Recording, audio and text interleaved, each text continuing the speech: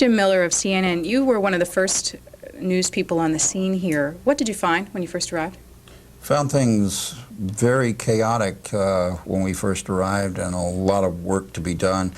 In those early days, the jib was working in a small hallway, basically, and we were feeding from on the base, near the base where we are now.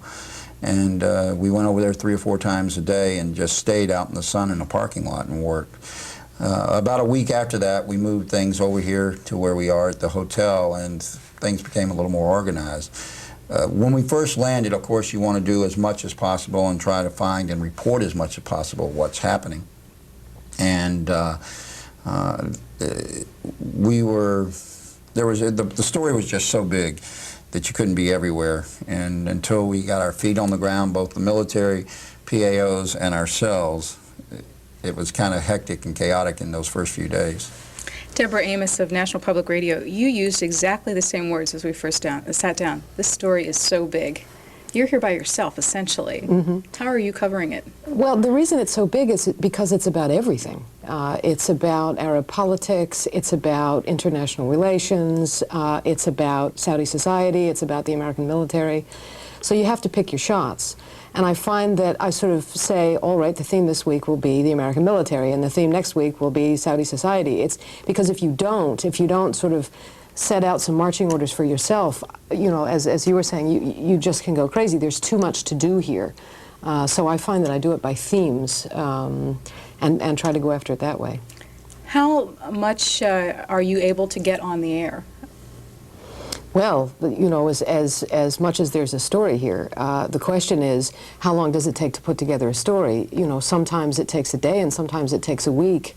It depends on what I'm after. I find that, you know, to go off and talk to Saudis takes a little bit longer, to find people that are willing to talk to you, to make sure that you get the spread of people. It's very easy here to sort of be fooled into talking to people who speak English, who are like you, who've been to the States, who've been educated, and you really have to try to balance that and go out of your way to find the bulk of Saudi society, to show that balance between the people who do want things to change in this country and the majority of people who don't, who are really very happy with the way things are, who are quite conservative, who never see American troops, who are going about their business as if nothing really much has happened here.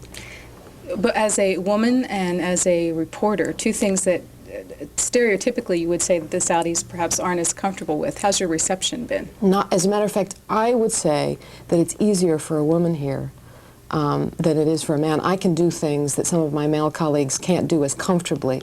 You see, I can go back and forth. If I dress properly, I can go off and see and go outside, see all the women that I want to, and then go off and in American standard be able to see, you know, all the military. So I can shift back and forth, and I find that with a lot of Saudis here, especially male officials, we're a bit of a novelty. So they like to see us, and they're more comfortable talking to us.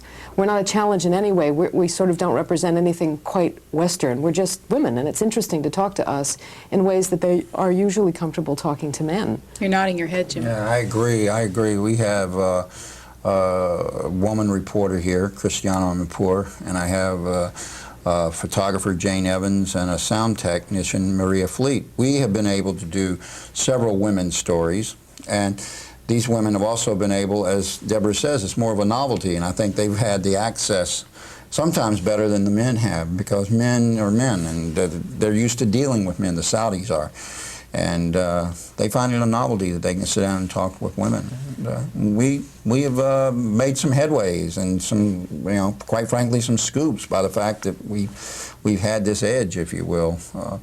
It's unique. They don't expect to see it. And while most, as Deborah says, most of these people were educated in the West, some of them were raised in the West. They've come back here, and they are kind of torn between two cultures, so to speak, and it makes it a little easier to work with. And Deborah's right in that aspect, that she does have something of a little edge over an all-male crew.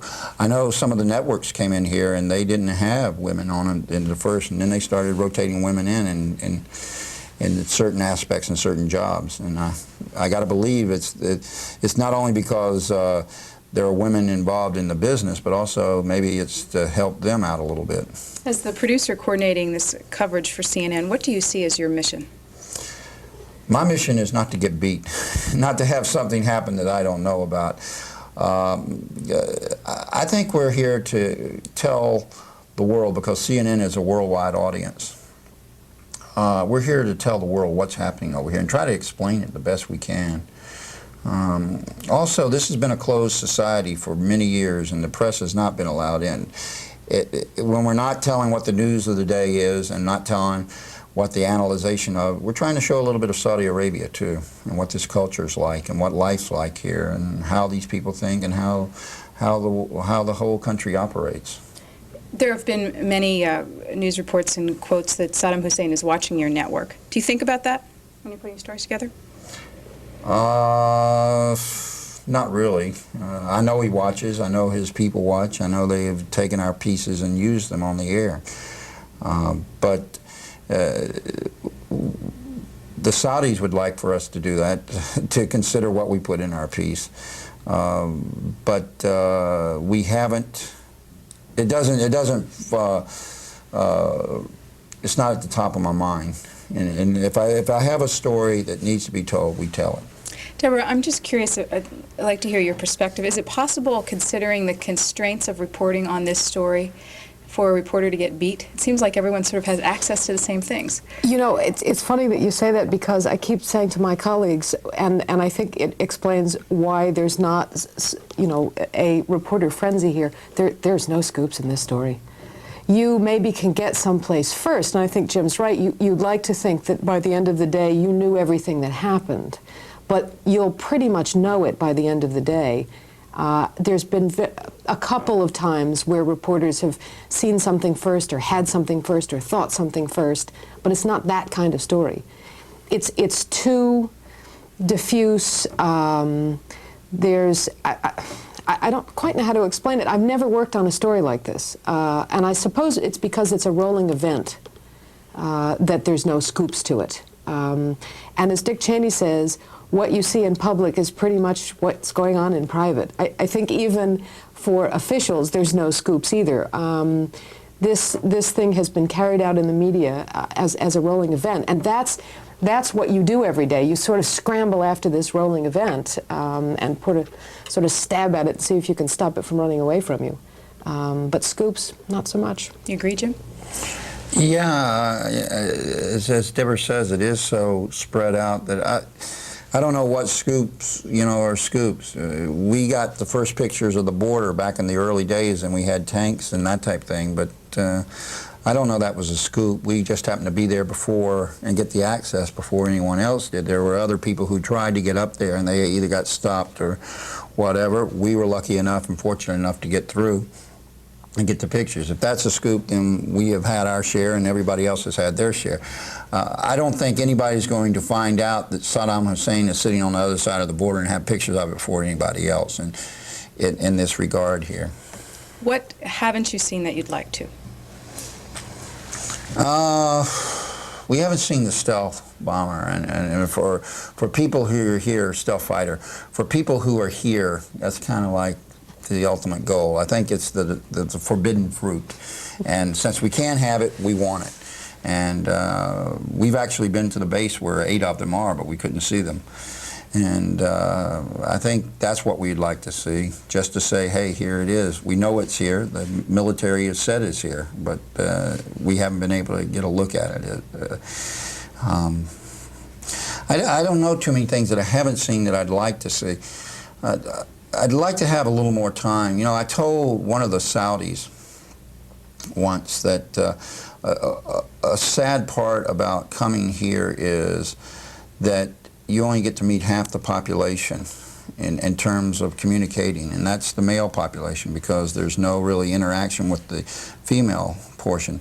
And I think I'd like to talk to some Saudi women en masse, men talking to Saudi women, and find out what they think about this whole situation. I think that could give you a nice perspective on life and the whole crisis here in the Gulf. Deborah, what would you like to see or hear that you haven't? There hadn't been much that I haven't been able to do that I wanted to do. The thing that I would like to do more is Saudi military. We haven't had a lot of access. I'd like to go and see a Saudi flyer and see how he lives and what his relationship is with his family, because I'm very curious about. I've not covered the military, certainly not my own, and you see personality types in the services. Marines are different than Air Force, and the Army people are different, and they all sort of squabble and they say things against each other. And I'm very curious if that's an American phenomenon, or this is something that, because of the job you do, it dictates your personality. I'd like to know if Saudi flyers are like American flyers, and if Saudi Marines are like American Marines. That's not been so easy. The Saudis are quite keen on taking us out for press conferences, and we get to watch, the Navy go through drills, and we can see Saudi, flyers flying about. But I want to know who they are and how their personality is affected by what they've chosen to do with their lives, and see, if they're like Americans. That's the only thing I can think of. On that note, back in the States, we keep hearing statements from officials stressing the international aspects of this force buildup. Other than the Saudis, are you seeing much evidence of international forces? Sure. Yeah. Well, there's almost a weekly trip to a place called Hafr al-Batin, where the Arab forces are. That's where the French will go. Today, the Brits are coming in. Tanks are rolling off. Well, I guess tanks will be coming in about a week. And if we want to, we can certainly go and see those different forces. So, yeah, you do get a sense when you go out in the field. Not so much here. Although, this last week, we now have an addition of a British public information officer who's arrived at the Jib. So, there's a little more sense, even in the hotel, that it's an international force. If you spend most of your time here in this hotel, can you cover this thing? Oh, I spend most of my personal time here, yes, but I've got crews who go out and they go all over the country. We've been in the south of the country. We've been in doing military stories down there with the Saudis. We have been to Jeddah several times doing the political story aspect. We've been to Taif interviewing the Kuwaiti government that is in exile. We've been to Riyadh several times. We've been to Afar al-Batin countless times. We've been to Khafji in the border. Yes, our crews go all over. If the base is here, yes, I think we've done a very good job in covering this story thus far. Last question for both of you is what happens if the game changes and hostilities break out? How will your coverage change? We'll try to do the best we can, as we have been doing. We will be part of a DOD pool be formed, and we will also have a crew that's unilateral, and we'll try to get as much access and as much news as possible through the guidelines and restrictions that may be put on us. But I got a feeling we're not going to be able to just go helter-skelter where we want once that happens. Deborah, ever have any aspirations in the past to be a war correspondent? I've been a war correspondent almost my whole career. This will be my 5th one. Although I must say that this one is the most unpredictable one that I think that I will ever cover if it comes to it. Which others have you covered? I covered the Israeli invasion of Lebanon, I covered the Iran-Iraq War, I covered the tanker war, and I went to Afghanistan with the Mujahideen twice.